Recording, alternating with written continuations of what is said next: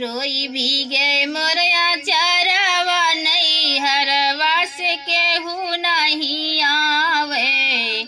रोई रोई भीगे मोरया चारावा नहीं हरवा से केहू नहीं आवे।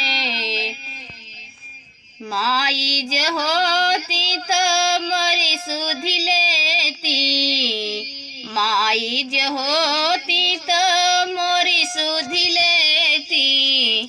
बाबू के आपन बिचारवा नहीं हरवा से केहू नहीं आवे।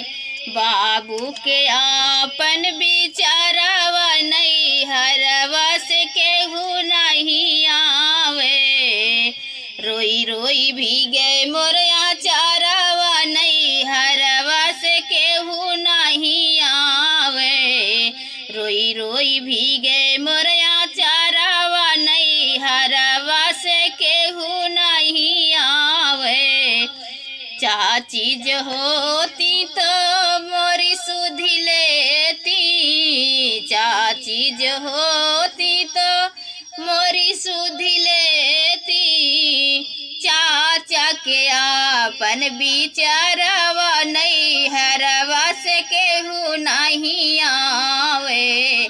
चाचा के आपन बिचारवा नहीं हरवा से केहू नहीं आवे।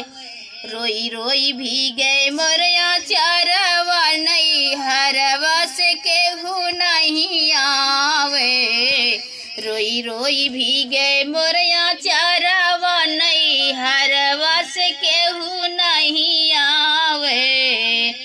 भैया जो होते तो मोरी सुध लेते, भैया जो होते तो मोरी सुध लेते। भाभी के अलग बिचारवा नहीं हरवा से केहू नहीं आवे। भाभी के अलग बिचारवा नहीं हरवा से केहू नहीं आवे। रोई रोई भीगे मोरया चारावा नहीं हरवा से केहू नहीं आवे। रोई रोई भीगे मोरया